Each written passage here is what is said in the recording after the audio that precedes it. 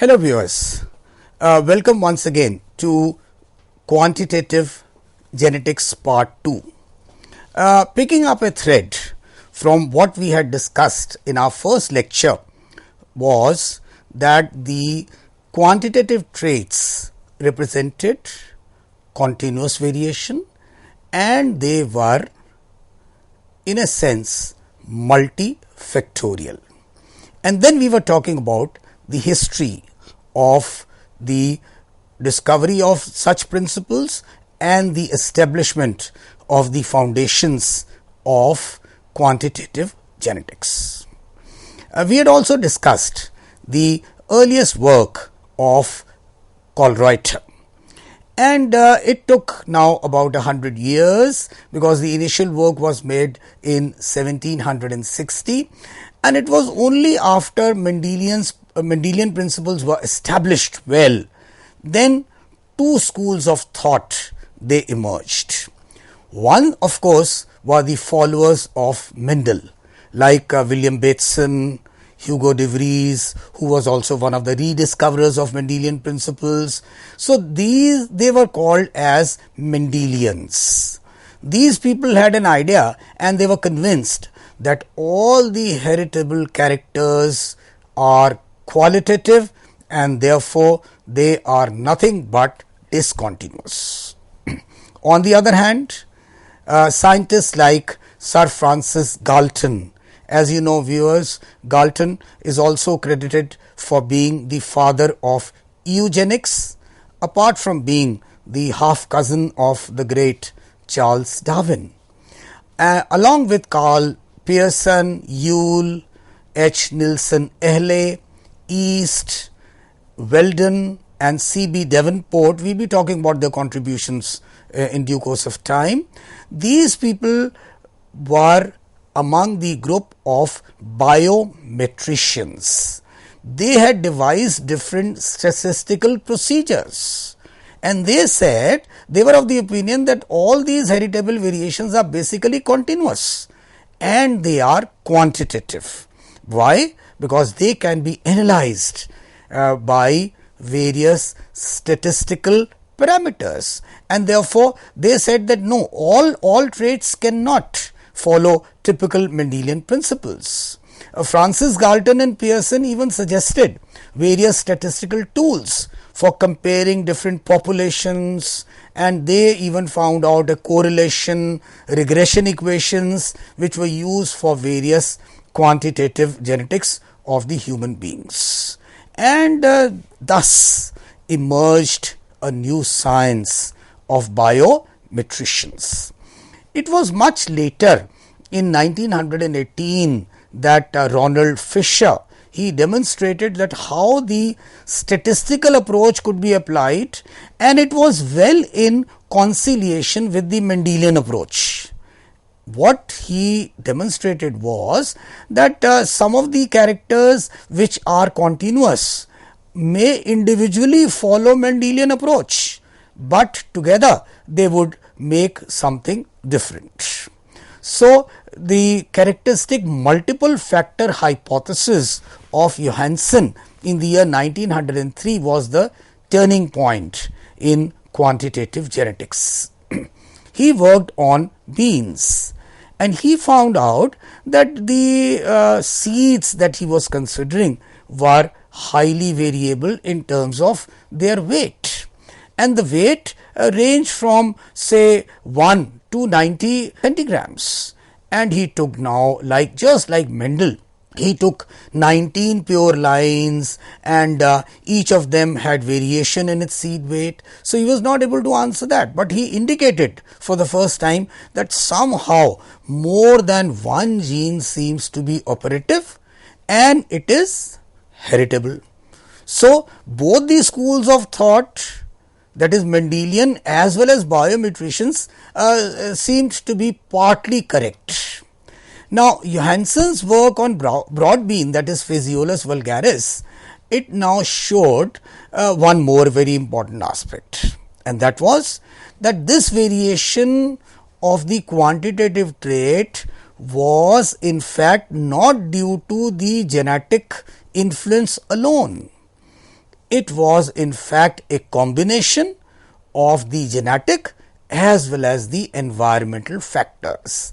So, the first time he introduced another factor into the in conjunction with the quantitative traits, and that was genetic plus the environmental influence. However, at that time it really could not be proved very conclusively that the characters which were showing continuous variations, they could also be controlled by individual genes, and these individual genes were comparable to the Mendelian factors. This establishment of the principles came much later.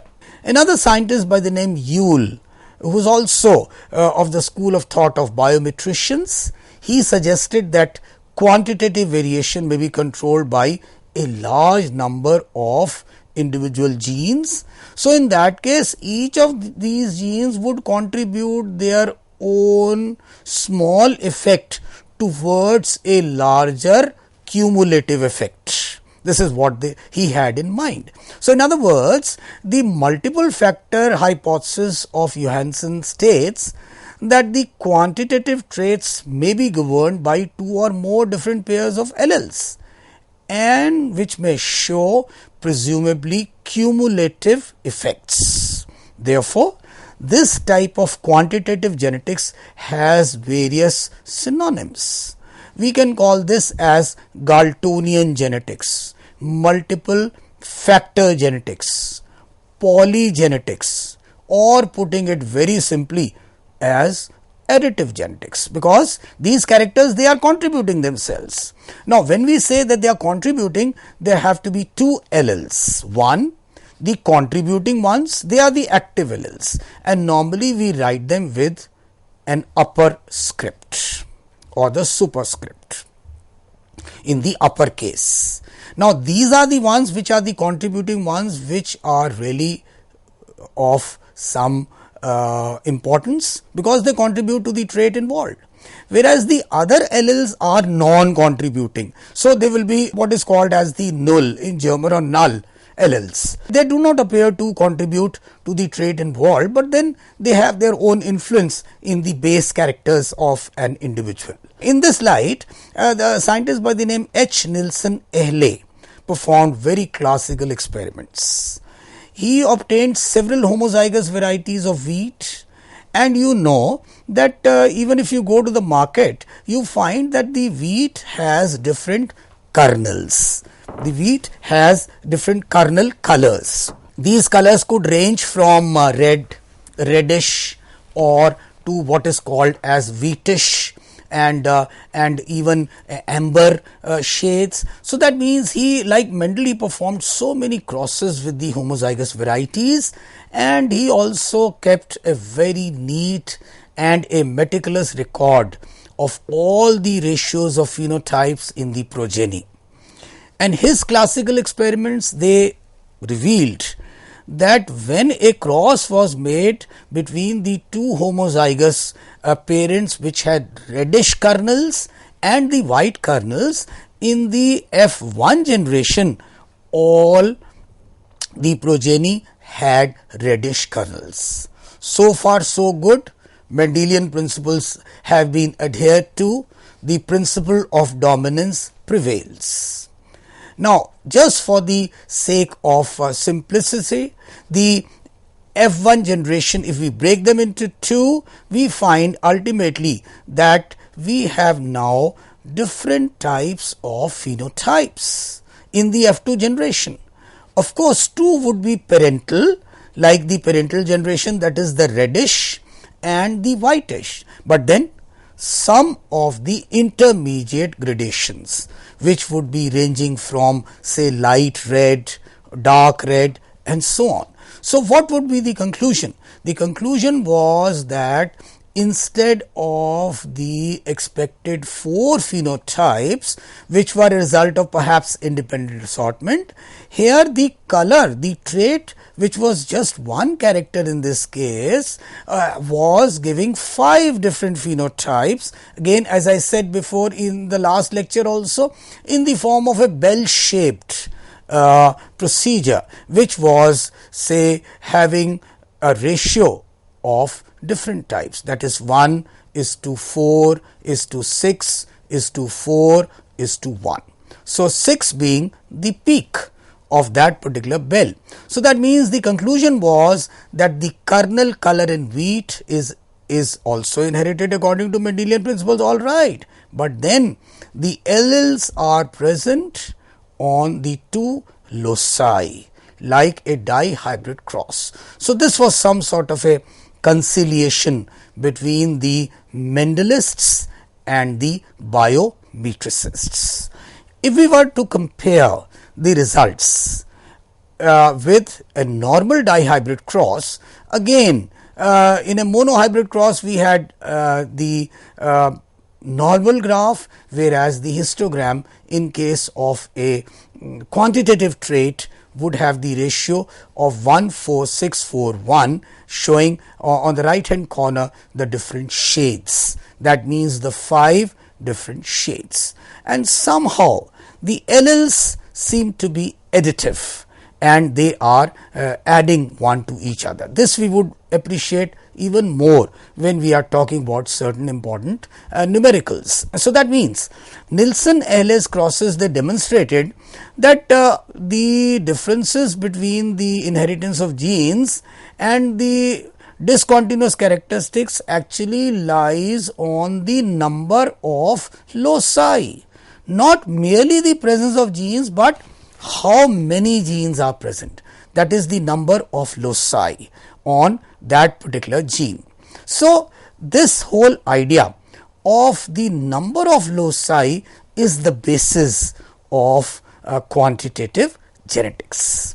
So in other words, now the foundations were being laid, and the traits, once it was realized that they are also being inherited according to the Mendelian laws, then further work by East and Emerson on the ear length of corn, they demonstrated that no, it was not 2 genes but actually 3 polygenes that were working.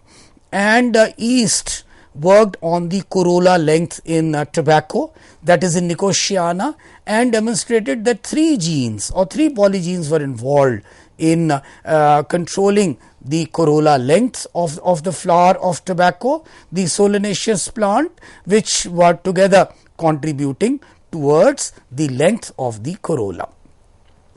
A very interesting example which I mentioned in my introduction earlier was given by Burns and Bettino in 1980, and this pertains to the different eye color in a human population.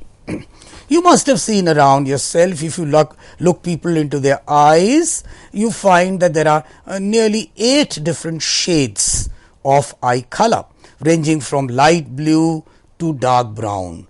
Of course, in this part of the country, the 6, 7 and 8, which is light brown, the median brown and dark brown prevails, and most of the Europeans could have, say, the first starting from 0, 1, 2 and 3 and even 4. Why is it so? This is, as I said before, this is a matter to be discussed in the availability or the preponderance of gene frequency or the allele frequency in a population, and that would be within the purview of population genetics, which we would also take in details. So it is now clear that the human eye color is also a polygenic trait, and if we were to see the checkerboard, a marriage between 2 heterozygous people, you would find that their eye color is going to contribute 2 dominant alleles, and on the right hand corner you would find 5 different types of phenotypes, that is the ranging of the intensity of eye color, again making a bell shaped graph of 1:4:6:4:1. Of course, the ones at the extremes would be like the parents, and the 6 would be having capital A small a and capital B small b, which is the double heterozygous. Very interestingly, the polygenes also play a very important role in the Rh factor genetics. As we have studied in some of the earlier lectures when we were talking about multiple alleles and pleiotropy, we talked in details about the ABO blood types. And as you know that these characters, they reside on one pair of loci on chromosome pair, that is number 9. The Rh factor, which is the rhesus factor, which is also there for compatibility and incompatibility of the blood types, is and we had talked about in details about erythroblastosis fetalis.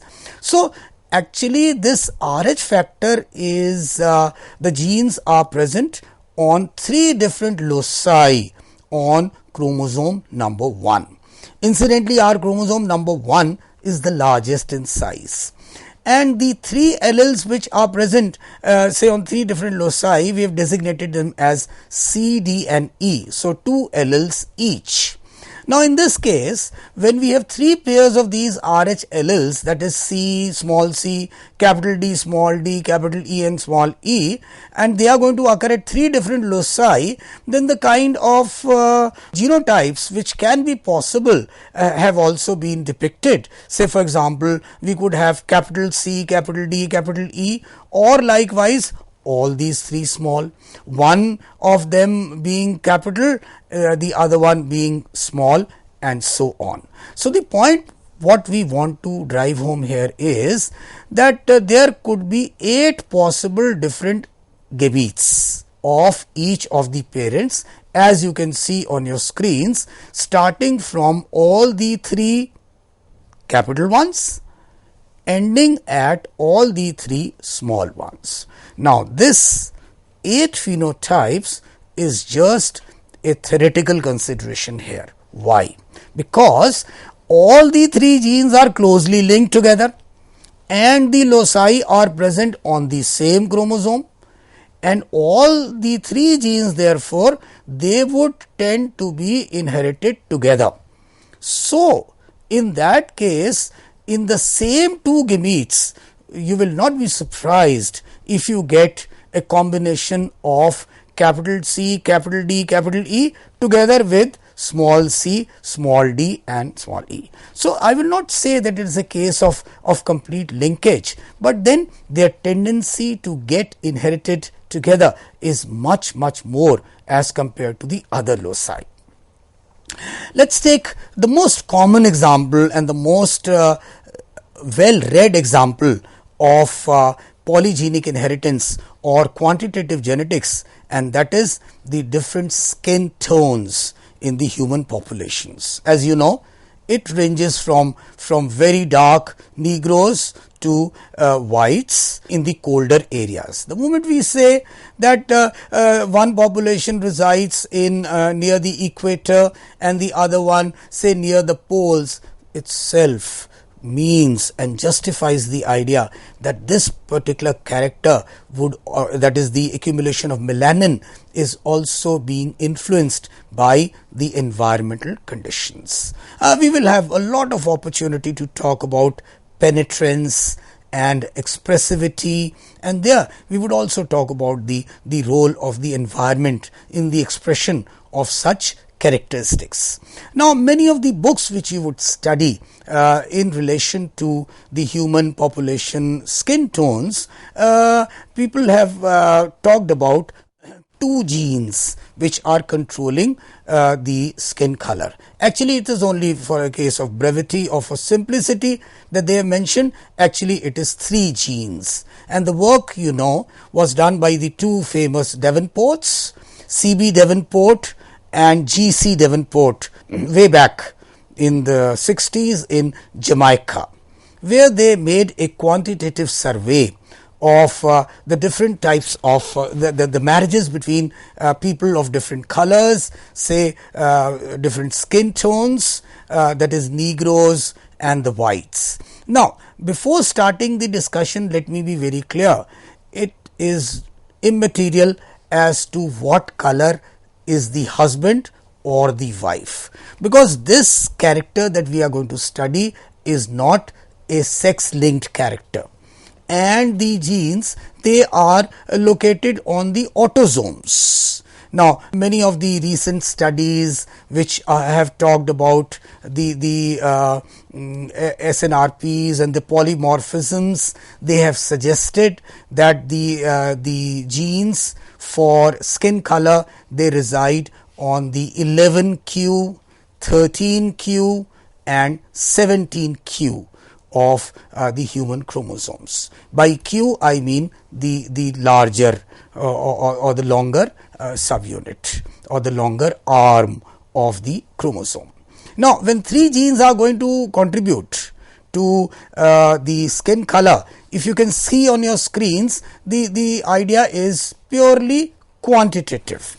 A marriage between a Negro, that means the highest form of melanin, is all the genes, that is now 6 are present, and all of them happen to be the contributing ones. As I said, they will be represented in uppercase, and is married to a white individual partner whose all these 6 alleles are recessive. So, they will be the non-contributing or the null genes. Now, the gametes maximum genes one of the Negro parents could contribute to the system or to the progeny was 3, and the other individual could not give any of the contributing alleles because he or she did not have it at all. So, the progeny in the F1 generation, their child is going to have 3 instead of 6. So, this child would have an intermediate skin tone color which would be lighter than the Negro parent and much darker than the white parent. So, this would be a mulatto, So, most of the people in such type of marriages between people with 2 extremes of skin color are mulattoes. Let us see next when 2 mulattoes get married, because now there are 3 contributing alleles in each of the parents' genotype. Now, if it is 3 genes, then we are directly talking about a tri-hybrid cross. And according to our previous knowledge of Mendelism, the tri-hybrid cross would mean what?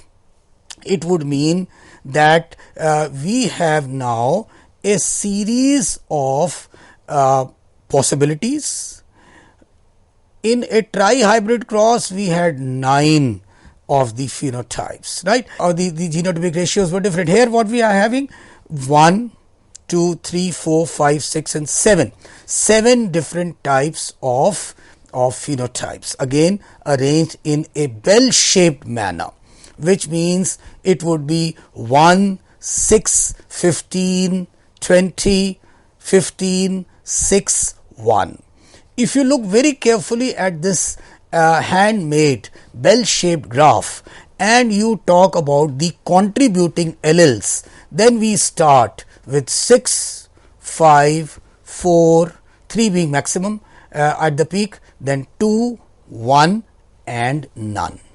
And if we talk about the non-contributing alleles, we go now counterclockwise, and that means again 1, 6, 15, 20, 15, 10 and 1.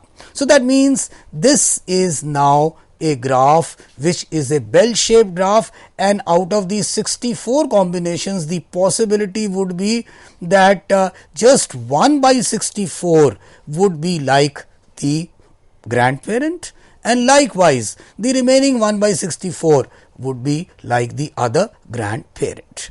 So, that means what are the major points of the multiple gene hypothesis that we are studying now?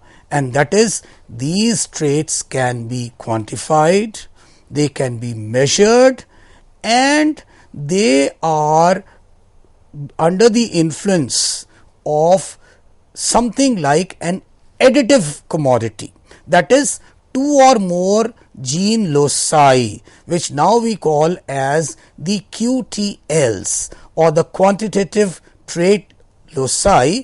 They influence the phenotype in an additive manner, right? And then as many genes are involved, this type of inheritance is polygenic. and each of the quantitative trait locus may have a contributing allele, as I said before, and a non-contributing allele. However, the important point is that the contribution of each of the contributing allele seems to be equal, and each of the additive allele is constant in terms of its expression. In our next lecture, what we want to do is, now we would justify this very point as to how is it that the contribution of each of the additive allele seems to be equal, and it gives the intensity to a constant type. And this we can only do with the help of relevant numericals. Thank you.